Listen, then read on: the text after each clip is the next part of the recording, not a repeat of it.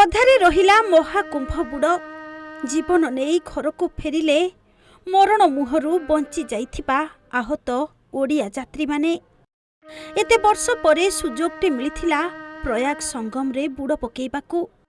गाँरु बस करी बंधु बांधव हेई 70 जन बाहरी थिले प्रयाग संगम को।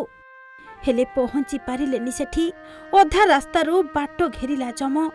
घटिला भयंकर दुर्घटना। बहीगला रक्तर नदी। राज रास्ता हैला रक्त रंजित। आउ विकल कांदरे फाटी पड़िला से काल रात्रि।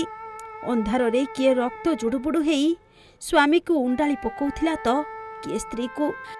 आउ किए निजर चापी हेई रहिथिबा अंग को बाहर करिबाकू आप्राण चेष्टा करी विफल हेला परे विकल चित्कार करुथिला। हस खुशी सबू मात्र किछि मुहूर्त रे कांत बोबाली रे परिणत हेगला।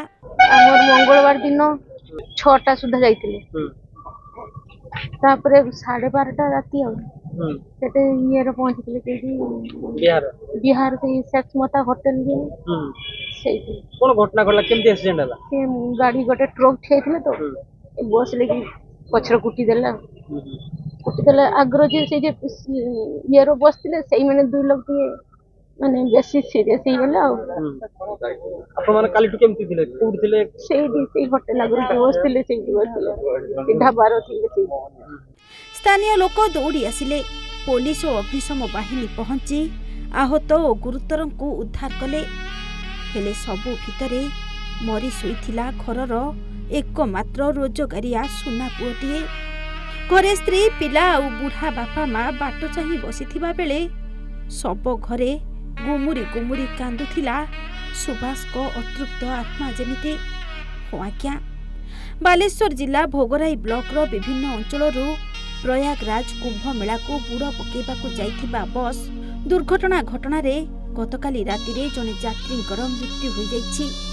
मृतक हेले भोगराई ब्लॉक नुआ बणसरिसा ग्रामर सुभाष बेहेरा।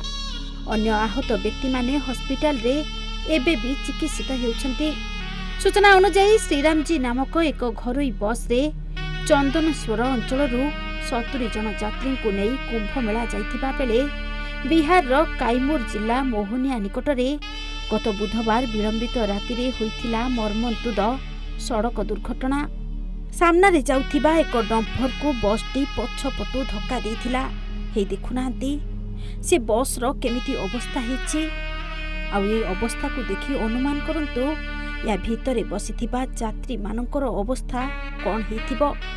जहा फलरे बस रो आगपट संपूर्ण भावरे नष्ट होई जाइथिबा बेले 40 जन यात्री आहत होइथिले एवं 2 जन यात्री गुरुतर होइथिले।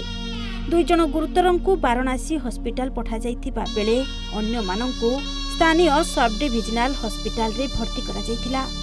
चिकित्साधीन अवस्था रे गतकाली राति रे जनकर मृत्यु होइछि जहाकु नेई समग्र अंचल रे शोकर छाया खेली जाइछि। आज हमें सकाल जो हमको मेसेज मिलिला जे प्रयागराज जाउथिबा बस टी एक्सीडेंट हेछि बिहार रे। और से बिहार रे माने एक्सीडेंट उद्धार हेचंती आहत हेचंती किबा अल्प आहत हेचंती से माने आसुछंती बोली हमको जिला ऑफिस रो खबर मिलला। एमती के हमरा आरटीओ महाशय भी मते खबर करले सेति पे हमें सजागे कि आसी करू और पछन लोग आस्तिलु।